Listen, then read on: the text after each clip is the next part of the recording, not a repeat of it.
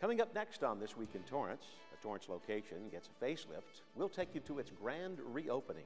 Plus, we'll let some important information flow when it comes to the bottled water versus tap debate. And a community fair helps residents and the volunteers who serve them. Then a store known for Mickey Mouse brings a different kind of magic to local students. These stories and much more are just seconds away.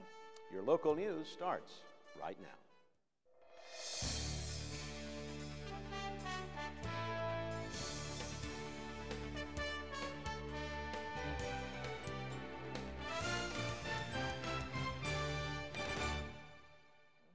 Hello everyone and welcome to This Week in Torrance. I'm Jin Chun. And I'm Ben McCain. Thanks for joining us. Once again, we're on location, and today we're here at the Torrance Art Museum. That's right, Ben. The Torrance Art Museum boasts the largest arts complex in the South Bay area, offered in 2 gallery spaces.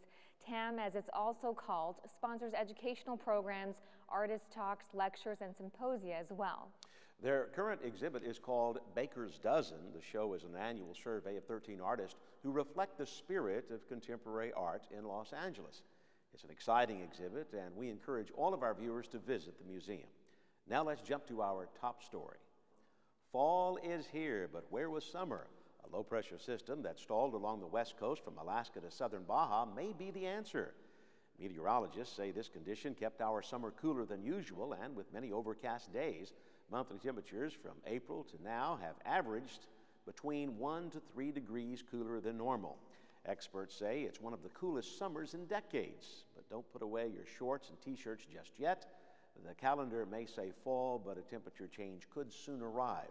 The National Weather Service is predicting warmer temperatures and a La Nina cycle that could mean hot and drier than normal conditions for the last week of September. Now here's some highlights from the most recent City Council meeting. Cleve Pittman was honored by the City Council upon his retirement. In 1983, Pittman began his career at Yukon Elementary School as a crossing guard. He's retiring after 27 years of service.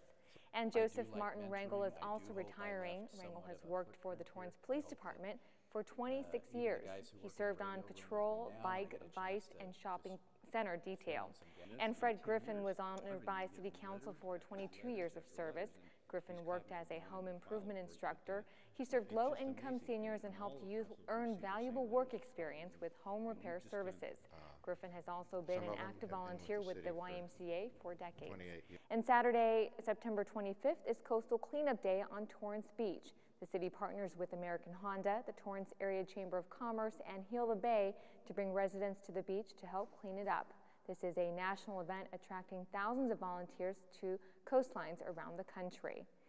And next week, we'll bring you complete coverage of Coastal Cleanup Day at Torrance Beach. Since summer never felt like it arrived, the current climate is perfect for an event that welcomes autumn. Our reporter, Ravel Dominique, takes us to the 18th Annual Fall Bazaar. Are you in the market for arts, crafts, and other trinkets? The bazaar is in town and vendors display their talents. Stands showcase the vast merchandise of each seller. We have massage candles, which are kind of unique because you can not only burn the candle, but then you can also use it as a lotion. Homemade soaps. I have a full-time day job, and what I do for relaxation is make handmade soaps that are very good for your skin. With many choices from handbags to jewelry, there's something here for every taste. I came here probably hoping to find some Christmas gifts, and my husband found one for me already. Little tea towel with a cat on it because I'm a cat person. Bazaar is a big fundraising effort for the attic. It's really important. It's one of 2. We only have 2 events. The other one is our pancake breakfast, which is our annual event. So between these two events are the only fundraising that the facility offers that, again, help offset their activities and excursions. The attic is a direct reflection of students' input. High school teens establish and execute the programs. They have special events, classes, and activities. It's their ideas. We just follow through with it. They've put together trips and excursions, daily activities. It's kind of their vision, whatever they want, whatever they feel their peers want to see in the facility or what events, we try to make that happen for them. The center offers students a break from their daily routines. This is my first year at the Attic Committee, and it's just a place where high school kids could come after school and get away from the stress of school and just hang out and have fun. Many students call the attic their haven. It is a place committed to their voice and needs. We have a couple hundred members that participate in our program daily. Now, this particular event is hosted by the Addicts Advisory Committee, and we have 2 to 4 representatives per high school, including Bishop. Both shoppers and vendors are out today in support of the center and all that it does. Anything we can do to give the kids a safe place to gather and do productive stuff, it's important. Our niece and nephews used to go to the events at the attic, and those sort of things are good, and we need to keep that kind of stuff going. So any way we can support it, we're game. For CitiCABLE 3, I'm Ravel Dominique. And for more events like the Fall Bazaar, be sure to check out the city's event calendar at TorranceCA.Gov. Thanks to events like the Fall Bazaar, the Teen Center is open again for another school year. Reporter Christy Kapik takes us to their reopening barbecue. Every Tuesday there's a movie and popcorn, and then every Thursday we have tournaments for free stuff in the cafe. So that's something I'm looking forward to. His goal is to offer teens an alternative to the norm and to help them stay away from drugs, alcohol, and gangs. Students from all 5 Torrance high schools are welcome to join.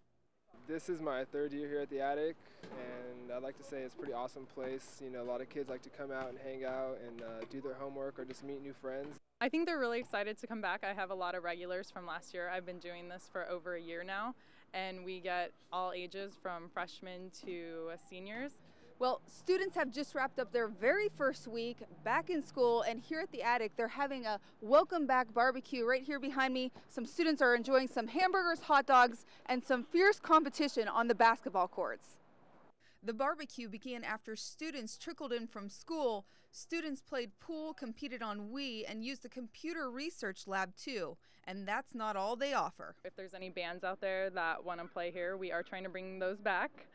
We also put on a pancake breakfast in the springtime, a prom fashion show, a job fest, 8th grade open house for incoming freshmen. The list of events goes on and is put together by a youth advisory committee. That way students are always participating in activities that they like. There's even a club that creates another spin. The Spin Club is serving people in need, and it's a volunteer program where high school students can come and receive volunteer hours. We meet every first Wednesday of the month at 5 p.m. at the Attic. So if you're looking for a better way to spend your after school hours, the Attic might be a cost-effective way to go. They can come one day if they're visitors from any high school, come, stay, check it out, sign in on our guest sign-in sheet, and if they like it, then they can bring back the membership packet, and it's only $10. It's nice. We all get to commingle with each other. This is Christy Kapik reporting for CitiCABLE 3. And for more information on the Attic, call 310-782-8828. Now on to another reopening celebration. The last library in the city's series of library renovations projects is complete. Reporter Adam Baxter takes us to the new North Torrance Library. The North Torrance Library hosted an open house to celebrate its recent renovation. Torrance Mayor Frank Scotto and Operations Manager for ExxonMobil, Pablo Bornino, were on hand to cut the ribbon. We're very proud in the city of Torrance that we have recognized the need for libraries, and it'll go on for years to come. In celebration of 80 years in Torrance, ExxonMobil generously donated $80,000 to help with the renovation, citing their close proximity to the library. They're our near neighbors, and it made a lot of sense for us to put some support directly into the library. The money was used to buy more than 1,000 books and DVDs with a focus on math and science. In ExxonMobil, we place special emphasis on math and science education initiatives. The money was also used for a homework center. ExxonMobil's generosity didn't stop there. They brought an additional check for $10,000. Well, it was a surprise to the library today. That was truly a surprise. With renovations complete, librarians want to encourage people of all ages to visit their local library. Adam Baxter for CitiCABLE 3. And you can see the North Torrance Library's new look in person or check out photos of the library on their Facebook page. Still ahead, water is so abundant here in the U.S. that the choice between bottle or tap can be hard to make. We'll give you the pros and cons of both. But first, here's a look at the current temperature outside.